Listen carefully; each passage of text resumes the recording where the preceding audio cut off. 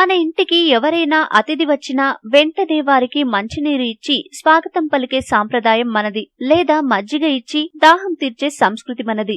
ఏమీ చదువుకోని మన పెద్దలు ఎంతో మంచి అలవాట్లను మనకు నేర్పారు. మనం ఈ రోజు బాగా చదువుకుని ఏం నేర్పుతున్నాం, ఏం చేస్తున్నామంటే ఇంటికొచ్చిన అతిథులకు, మన పిల్లలకు కూల్ డ్రింక్స్ పేరు చెప్పి చల్లటి విష పదార్థాన్ని ఇస్తున్నాం. కూల్ డ్రింక్ సీసాలను పెద్ద మొత్తంలో తెచ్చుకుని ఇంట్లో ఫ్రిడ్జ్ లో నిల్వ ఉంచి ఆనందంగా తాగుతున్నాం. ఏదన్నా ఒకటి డబ్బు పెట్టుకొని తిన్నామన్నా తాగామన్నా దాని ద్వారా మనకు రుచితో ఆనందంతో పాటు కొద్దిగా ఆరోగ్యం లభిస్తే పర్వాలేదనుకోవచ్చు. ఒక పదార్థంలో ఆమ్లగుణం ఉన్నదా, క్షారగుణం ఉన్నదా, ఏది ఎంత ఉంది అని తెలుసుకోవడానికి pH మీటరు సహకరిస్తుంది. pH అనేది 7 కంటే ఎక్కువగా ఉంటే క్షారగుణమని, 7 కంటే తక్కువ ఉంటే ఆమ్లగుణమని తెలుస్తుంది.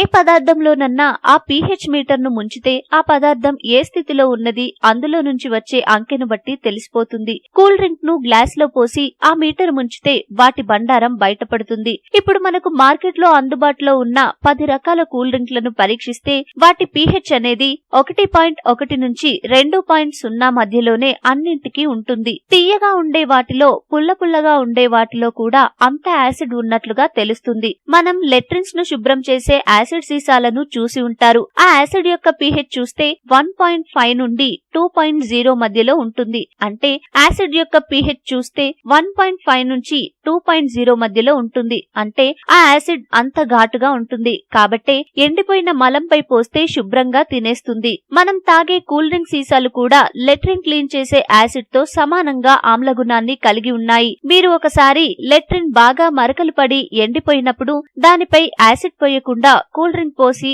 5 నిమిషాలు ఆగి శుభ్రం చేయండి. చక్కగా యాసిడ్ లాగా పనిచేసి ఆ ప్లేస్ ను శుభ్రం చేస్తుంది. టాయిలెట్ క్లీనర్స్ తో సమానమైన కూల్ డ్రింక్స్ ను మనం తాగవచ్చా, మన పిల్లల చేత తాగించవచ్చా?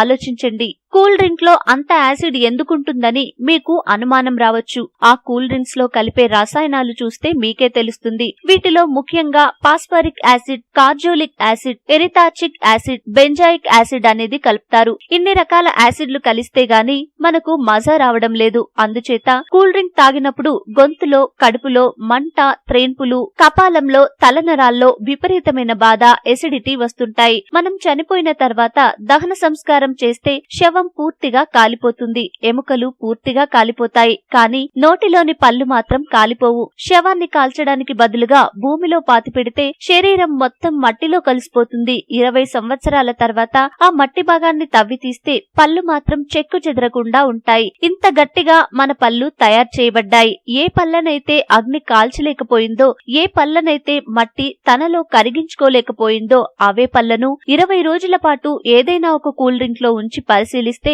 అవి పూర్తిగా కరిగిపోతున్నాయి. ఆ పళ్ళు రంగు మారి నొక్కితే పిండిగా అయిపోతున్నాయి. ఒక కూల్ డ్రింక్ లో ఒక పన్ను వేసి 8వ రోజు చూసేసరికి ఆ పన్ను పూర్తిగా కరిగిపోయి మాయమైంది. ఇది స్వయంగా పరిశీలించిన విషయం. మనం పుట్టిన దగ్గర నుంచి చనిపోయేలోపు 50 టన్నుల ఆహారాన్నైనా ఈ పళ్లతో నములుతాం. అన్ని టన్నుల ఆహారాన్ని నమిలినా అరగని పళ్ళు మాత్రం ఒక కూల్ డ్రింక్ నెల తిరగకుండా కరిగించేస్తున్నదంటే అవి తాగే డ్రింకులా లేక విష పదార్థాలే. కాకపోతే ఎక్కువగా నీటి శాతం ఉండబట్టి మెల్లగా చంపే విషంలా పనిచేస్తాయి. అలాంటి గట్టి పళ్ళనే నాశనం చేసే డ్రింక్స్ కి మన లోపలి పేగులు, నరాలు, కణాలు ఒక లెక్క ఏమిటి?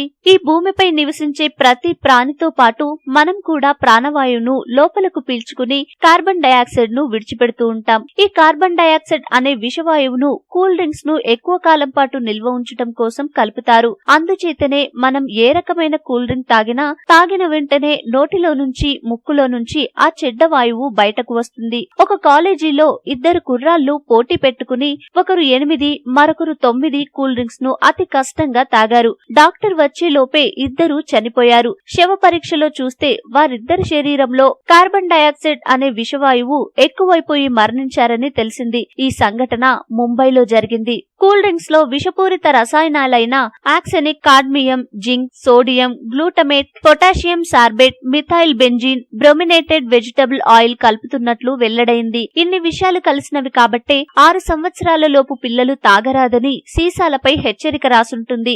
మన దేశంలో ఇలా రాయడం లేదు.